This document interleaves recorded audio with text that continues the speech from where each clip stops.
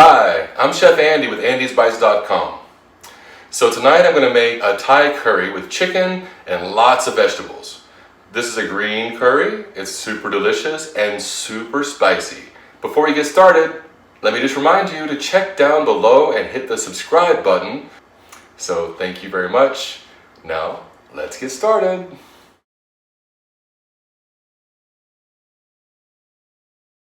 So to get started, I've chopped my chicken up. I'm going to just saute the chicken in the pan.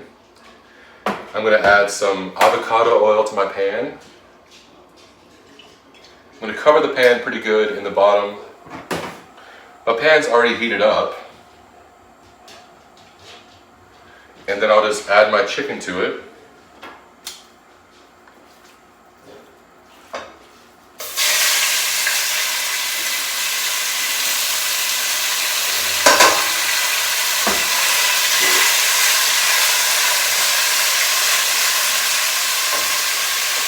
Just spread your chicken around and let it sear.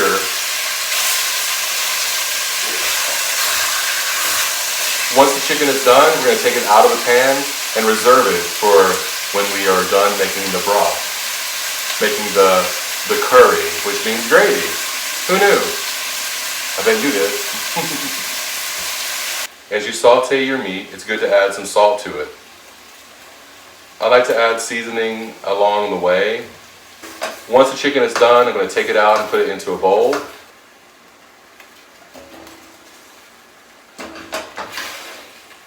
There are some juices in the bottom of the pan. I'm going to save that with the chicken.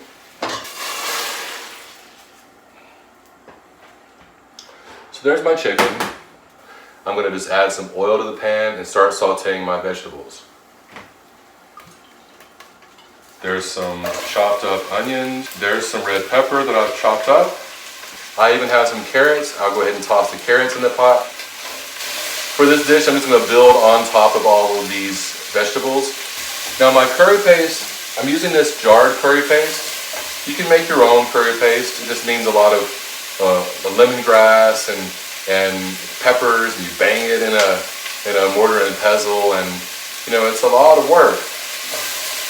But if you really want to make a special curry, make your own curry paste. I still like this curry paste. It's also very easy to find. I'm going to add some garlic and some ginger. The curry paste has a lot of those flavors in it already, but I like to amplify these flavors more. So I've already chopped up some garlic. I'll throw that in there, and I have some ginger chopped up. I wish you could smell it. My vegetables look pretty translucent now. So I'm going to start adding my curry paste to it. The other veggies that I have are going to take a lot less time, and they're going to cook better in the broth, in the gravy, in the curry. That's going to be my squash, my celery, and my zucchini.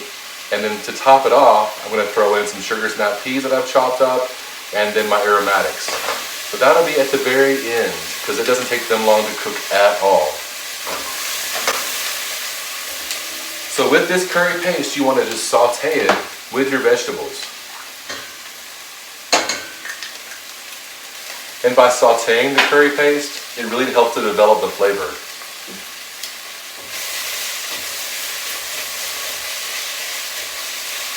Now I'm going to start adding my coconut milk. You don't want the light, you want the full fat for all the flavor.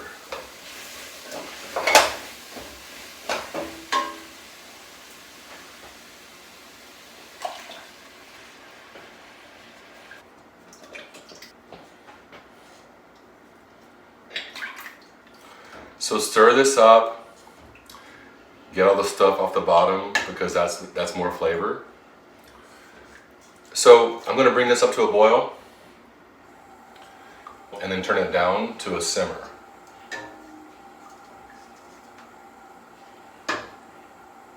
You can taste it at this point.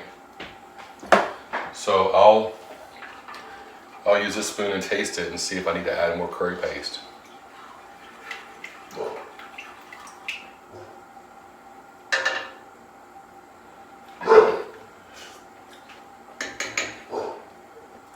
I'm going to go ahead and add my squash. It doesn't take long for the squash to cook, So I'm gonna add that now. This is gonna be so good. I see some bubbles starting to form, so I'm gonna turn it down to a simmer. Okay, so I'm gonna get my herbs ready. And right now, I'm gonna talk to you about how I store my herbs. You see all this paper towel mess? Well, it's very useful. When I get my herbs home from the store, I wash them and I wrap them in paper towels. I literally have 3 bunches of cilantro that I've had for 3 weeks. I can't even tell which one is the old one because of this trick. You just wash your herbs, you wrap them in paper towels, and they stay fresh. So this is my cilantro. I looked at them before I talked to you, and I think this is the freshest, but like I say, they all look great. So I'll just cut off a bit of my cilantro. I have some scallions as well. And then what's this? Oh, this is my mint. So I'll chop off some of this mint. And what is this? Basil. Let's get the basil out too. So once I put the lid on my curry, it came to a boil. I want that for a little bit because I want it to cook the squash. I'll check a piece of the squash and a piece of the carrot. So here's the squash.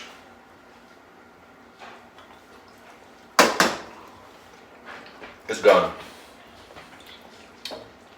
How's the carrot doing? Where is the carrot? Here's the carrot.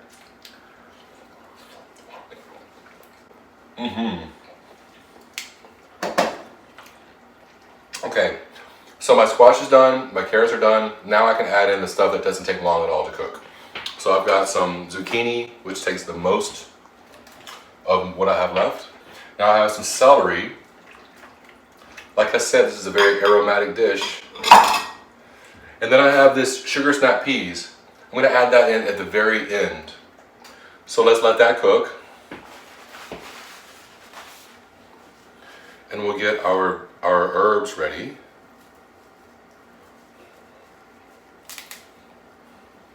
There's some mint. I've got some basil here. So you bunch the basil up. You just chop what you want.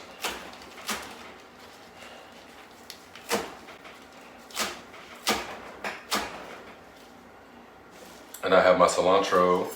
I'm gonna chop that very, very little because I like it to be big. And I've got my mint. I'll chop that a tiny bit. I've got some green onion, scallion.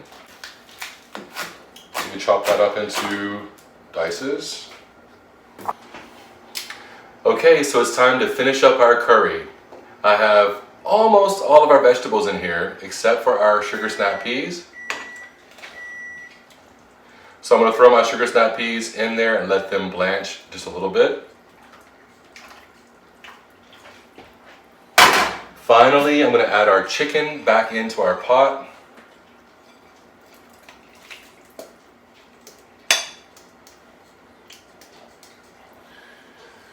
And we stir this up and let it get nice and warm and hot. Oh yes, it's so good. Oh, the sugar snap peas are so bright green now. We throw in our basil and we throw in our green onion. We stir that up.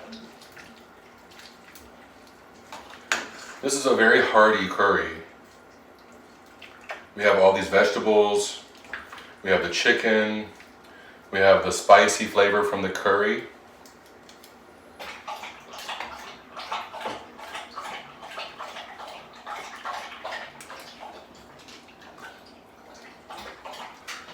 So to our curry, I'm going to add a little bit of fresh cilantro, a little bit of fresh mint, and then a fresh lime wedge. So to finish off our curry, I've got some really delicious, it's my new favorite thing, this crunchy garlic chili sauce. I'm going to just sprinkle a little bit of this on top of our curries. And I want to know if you loved this curry as much as I do.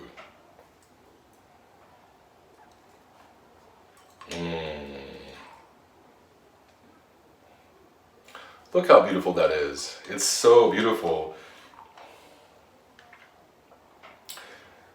Make sure you hit subscribe down below. I'm Chef Andy with AndySpice.com. Thanks for watching. Bye.